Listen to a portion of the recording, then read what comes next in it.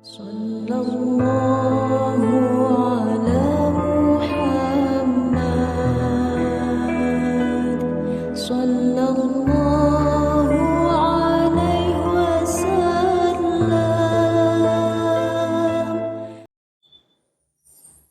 Assalamualaikum warahmatullahi wabarakatuh. Alhamdulillahilladzi nazzala al-Qur'an hudal linnas wa bainatin minal huda wal furqan. Wassalatu wassalamu ala Rasulillah wa ala alihi wa sahbihi wa mawala. Amma ba'd. Pemirsa, sahabat TV, sahabat YouTube yang dirahmati Allah Subhanahu wa taala. Sebagai hamba Allah yang dhaif, kita tidak mengenal bosan untuk selalu bersyukur kepada Allah Subhanahu wa taala serta berselawat kepada Nabi kita Muhammad SAW. Allahumma sholli ala Muhammad, yang syafaatnya sangat kita dambakan di hari kiamat nanti. Pada kesempatan yang baik ini kita ungkapkan ada 7M kewajiban kita terhadap Al-Quran. Al-Quran adalah kitab Allah SWT yang diturunkan kepada Nabi Muhammad SAW dan kepada umatnya.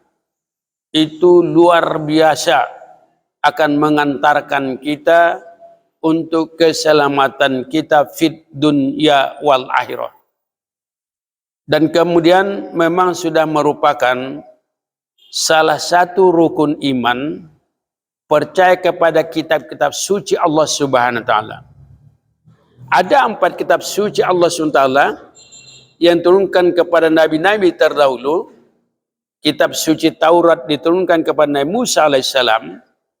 Kitab suci Taurat di kitab suci Zabur diturunkan kepada Nabi Daud alaihissalam. Kitab suci Injil diturunkan kepada Nabi Isa alaihissalam, dan kitab suci Al-Quran diturunkan kepada Muhammad sallallahu alaihi wasallam. 3 kitab lainnya kita hanya mengimaninya, yakin. Saya yakinnya bahwa Allah sudah pernah menurunkan 3 kitab suci sebelumnya kepada Nabi Muhammad SAW. Tapi hanya sekedar kita yakin, kita imani. Tapi dengan Al-Quran ini, di samping kita imani tadi, maka ada 7M kewajiban kita terhadap Al-Quran. Supaya Al-Quran ini benar-benar nanti kita rasakan hikmah yang luar biasa sebagai penyelamat kita dunia akhirat. 7M dimaksud, sekali lagi bukan 7 miliar ya, bukan 7 miliar. Nanggung kita kalau sampai 7 miliar itu. 7M yang kita maksud itu pangkalnya M. Pertama, mengimani Al-Quran. Yang kedua, memiliki Al-Quran. Yang ketiga, membaca, mengaji Al-Quran. Yang keempat, mempelajari Al-Quran. Yang kelima, mempedomani Al-Quran atau mengamalkan Al-Quran. Kemudian yang keenam atau mendakwahkan Al-Quran. Lalu yang ketujuh, memelihara, menjaga Al-Quran.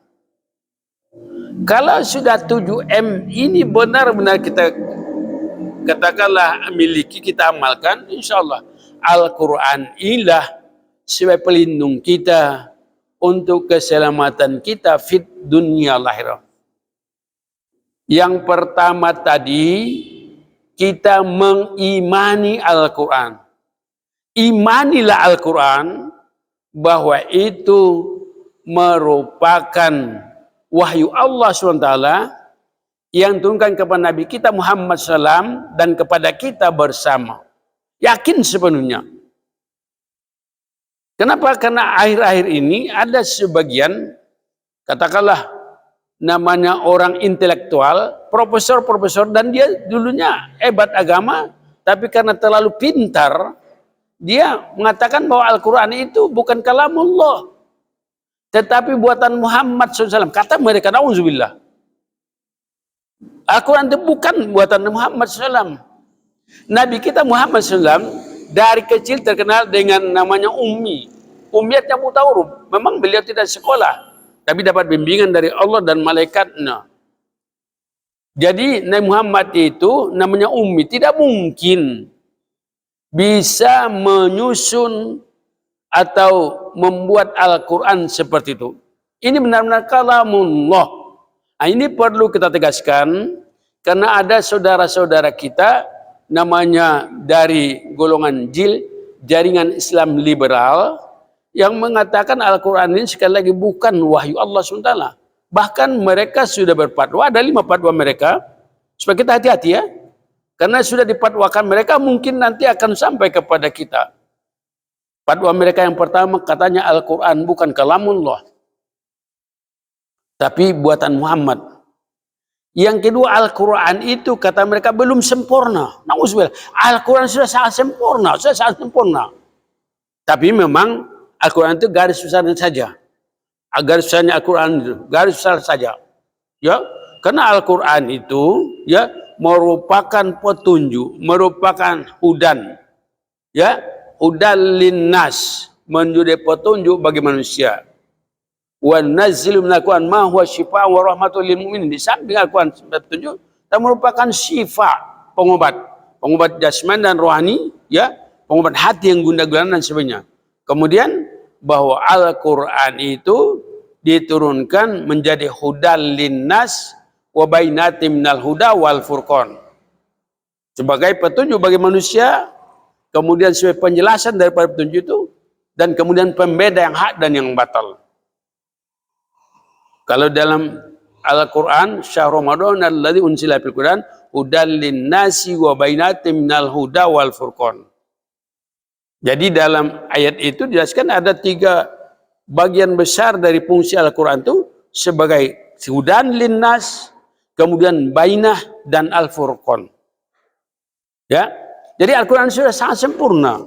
Sempurna untuk kepentingan dunia dan akhirat. Nanti dalam pelaksanaannya itulah ditafsirkan dalam hadis-hadis Rasulullah SAW. Jadi semuanya, ya, ajaran Islam itu semuanya sudah terdapat dalam Al-Quran. Kalau nanti tidak dapat, diungkapkanlah dalam hadis Rasulullah SAW sebagai penafsirnya. Nah, kemudian kalau juga kita tidak menemukan dalam hadis, ada nanti fatwa ulama, ijma' ulama. Ulama bersepakat misalnya, tapi namanya ijma' ulama. Lalu kemudian berikutnya adalah namanya semacam kias, membandingkan satu hukum kepada hukum yang lain. Jadi sumber hukum Islam itu pertama Al-Quran, yang kedua hadis Rasulullah SAW, yang ketiga ijma' para ulama, dan yang 4 kias. Jadi semua problema hidup akan didapatkan jalan keluarnya, dapatkan dalilnya. Maka itu jangan sampai ragu dengan Al-Quran. Kembali kepada fatwa daripada saudara kita JIL ini. JIL ini Jaringan Islam Liberal diikuti oleh orang-orang yang luar biasa, ada profesor, doktor dan sebagainya. Mereka sudah katakanlah belajar di barat sana, di Amerika sana, pulang dari sana itu sampai meragukan Al-Quran itu. Mereka luar biasa pengetahuannya dengan Islam, tapi terlalu pintar. Mereka mengatakan kalau Al-Quran itu harus cocok dengan otaknya. Kan sudah cocok dengan Al-Quran berarti macam-macam kata mereka. Na'udzubillah. Nah, kemudian dapat doa yang ketiga, doa itu tidak ada manfaatnya lagi, dosa berdoalah katanya. Na'udzubillah, doa itu pasti ada manfaatnya. Doa itu ya, ketika kita berdoa, karena doa itu juga muhul ibadah, artinya doa itu sebagai otaknya ibadah. Jadi ada hikmahnya. Insya Allah doa kita akan dikabulkan Allah SWT dalam 3 hal. Pertama, insya Allah doa kita ini dikabulkan Allah, segera dikabulkan Allah dalam apa yang kita minta. Itu yang kita dambakan. Setelah kita berdoa, tahu-tahu dikabulkan Allah SWT. Yang kedua, doa kita dikabulkan Allah SWT, tapi ditunda Allah. Yang mungkin nanti tunda di akhirat akan diberikan kepada lebih dari yang kita minta, tapi ditunda. Karena Allah senang mendengarkannya. Oleh karena itu jangan pernah berputus asa berdoa. Kemudian yang ketiga, diberikan oleh cara lain. dengan menghindarkan bala dan bencana kepada kita. Seharusnya misalnya akan terjadi bencana, terjadi misalnya hal-hal yang tidak kita inginkan untuk kita, tapi karena kita berdoa terus, walaupun doa kita bukan doa tolak bala, tapi Allah menghindarkan kita dari namanya bencana atau bala itu. Nah kemudian yang keempat, fatwa dari JIL itu bahwa semua umat beragama akan masuk surga. Perlu kita tegaskan, surganya Allah SWT, sekali lagi, surganya Allah SWT hanya kepada umat Islam, bukan kepada umat lain. Nah, kemudian fatwa mereka yang kelima, bahwa hukum-hukum Allah tidak ada, yang ada hukum buatan manusia. Inilah fatwa-fatwa dari mereka. Nah, kembali kepada itu kewajiban kita terhadap Al-Quran. Yang pertama tadi mengimani Al-Quran dengan seyakin-yakinnya bahwa itu kalamullah. Al-Quran adalah wahyu Allah SWT. Yang kedua, kewajiban kita yang kedua, memiliki Al-Quran. Sungguh janggal sekali di keluarga itu satu keluarga tidak punya Al-Quran. Syukur-syukur juga pemirsa sekalian, saya mengajak di samping kita punya Al-Quran, tapi punya Al-Quran dan terjemahnya. Minimal Al-Quran dan terjemahnya. Sehingga kita paham apa arti daripada ayat yang kita baca itu. Ya, karena Al-Quran itu kan bahasa Arab. Kita tidak ngerti bahasa Arab karena mungkin kita tidak sekolah, katakanlah pesantren. Jangankan pesantren TPQ aja tidak. Maka ada caranya bagi kita, upayakanlah memiliki Al-Quran dan terjemahnya. Jadi saya sarankan supaya kita bersama minimal satu Al-Quran dan terjemahnya di rumah kita. Jadi kita baca misalnya Bismillahirrahmanirrahim, dengan nama Allah yang Maha Pengasih lagi Maha Penyayang. Jadi tahu artinya. Jadi miliki Al-Quran dan terjemahnya. Nah kemudian yang ketiga, setelah kita punya Al-Quran, baca terus, ngaji terus, ya, pelajari terus Al-Quran. Membaca, mempelajarinya, minimal tadi dengan artinya. Jadi Al-Quran yang kita miliki bukan hanya untuk disimpan saja. Ketika kita membaca Al-Quran, luar biasa hikmahnya. Ya, luar biasa hikmahnya. Dari segi pahala, setiap huruf yang kita baca Quran, kalau kita baca Al-Quran tanpa berhuruf, 10 pahalanya, setiap huruf. Misalnya kita baca Bismillahirrahmanirrahim. Itu 19 huruf. Tanpa kita berhuruf, 19 kali 10, 90 pahalanya tuh. Kalau kita beruduk, kita baca Bismillahirrahmanirrahim 19 kali 25. 19 kali 25. Kalau misalnya kita bawa dalam sholat, kita baca Bismillahirrahmanirrahim 19 kali 50. Luar biasa dari segi ibadah. Maka Rasulullah mengingatkan kita, Iqra'ul Quran. Bacalah Al-Quran. Fa'innahu syafi'an li ashabihi. Maka nanti Al-Quran itu merupakan syafaat kepada kita di hari kiamat. Abdullah ibadati ummati tilawatil Quran. Seutama-utama ibadah umatku membaca Al-Quran. Mengerti atau tidak kita dengan Al-Quran dari si pahala. Itu yang kita gambarkan tadi. Maka programkanlah membaca Quran. Tiada hari tanpa membaca Quran. Syukur-syukur juga kalau kita programkan tiada hari tanpa 1 juz Al-Quran. Kita programkan, kita baca. Walaupun sekedar dibaca, luar biasa hikmahnya. Jadi, punya Al-Quran, kemudian jangan disimpan saja, dibaca setiap hari, bacaan harian. Nah, kemudian mempedomani Al-Quran. M yang berikutnya tadi, mempedomani Al-Quran. Artinya mempedomani Al-Quran, kalau Al-Quran menyuruh kita misalnya, ihdinas siratal mustaqim. Jangan kita jalan yang lurus. Ya, Allah sudah memberikan petunjuk kepada kita supaya jalan yang lurus, jangan menyimpang. Jangan ke kiri, jangan ke kanan misalnya. Lurus. Nah ini namanya mempedomani Al-Quran. Al-Quran menyuruh kita untuk sholat, maka kita sholat. Kalau kita tidak sholat, berarti kita tidak jadikan Al-Quran itu sebagai petunjuk, sebagai pedoman kita. Kemudian Al-Quran sekali lagi diamalkan. Karena kalau tidak kita amalkan, kita berdosa nanti. Ya, kita contohkan saja sekali lagi. Al-Quran menyuruh kita untuk sholat 5 waktu, maka sholat 5 waktu. Sholat kita 5 waktu, jangan tinggalkan. Karena itu perintah Allah Subhanahu Wa Taala. Itulah perintah Allah Subhanahu Wa Taala yang diberikan kepada Nabi kita Muhammad SAW saat melakukan Isra dan Mi'raj. Intinya Allah merasa perlu menyampaikan solat ini, perintah solat kepada Nabi kita Muhammad SAW. Maka segala ibadah nanti intinya adalah namanya solat itu sendiri. Nah kemudian berikutnya yang penting lagi, yang keenamnya, kita mendakwahkan Al-Quran.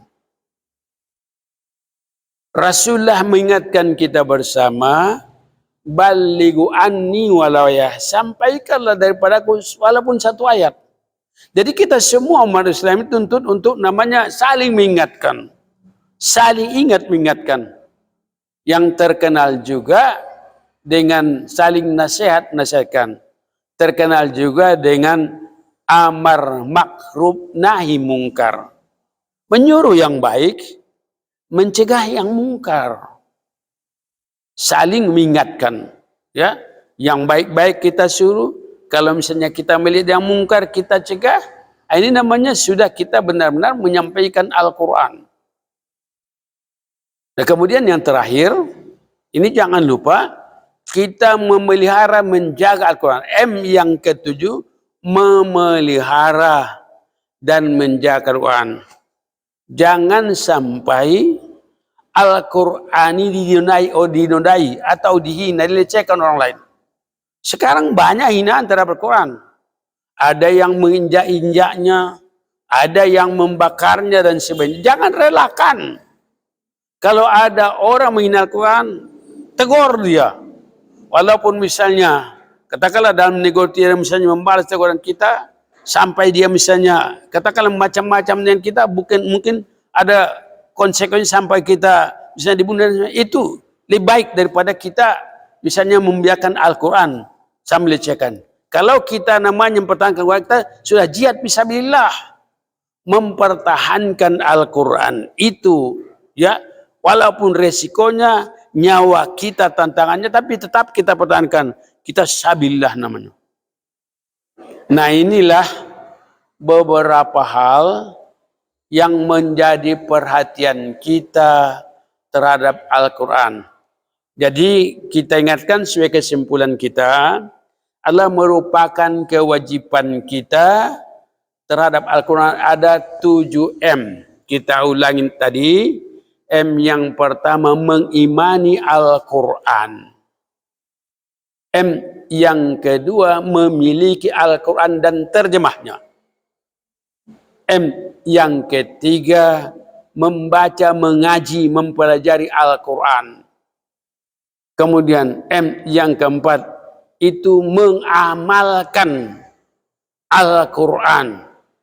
Mengamalkan Al-Quran, termasuk katakanlah mempedomaninya, ya, mempedomaninya. Kemudian ya kita lanjutkan yang kelimanya itu, supaya mengamalkan Al-Quran. Amalkan Al-Quran, artinya perintah-perintah Al-Quran, semua perintah Allah SWT dalam Al-Quran, amalkan. Itu gunanya Al-Quran untuk diamalkan. Lalu kemudian yang keenam, kita bersama-sama mendakwahkan Al-Quran. Jadi mendakwah Al-Quran bukan hanya kewajiban para ustadz saja, para imam dan sebagainya, tapi kita bersama sesuai dengan kemampuan kita. Sesuai dengan kemampuan kita. Nah kemudian yang terakhir, mari kita melestarikan, menjaga Al-Quran dari hal-hal yang melecehkan atau menghina Al-Quran. Kalau sudah seperti ini, insya Allah dapat dipastikan Al-Quran ini nanti kita membela kita. Di hari kiamat nanti Al-Quran yang melindungi kita, membela kita. Tapi kalau tidak 7M ini kita makan, maka Al-Quran nanti menuntut kita. Al-Quran ini nanti akan menuntut kita, bahkan mungkin nanti akan menyeret seseorang ke neraka gara-gara mengabaikan Al-Quran di dunia ini. Terima kasih. Mohon maaf di atas segala kekurangan. Wassalamualaikum warahmatullahi wabarakatuh.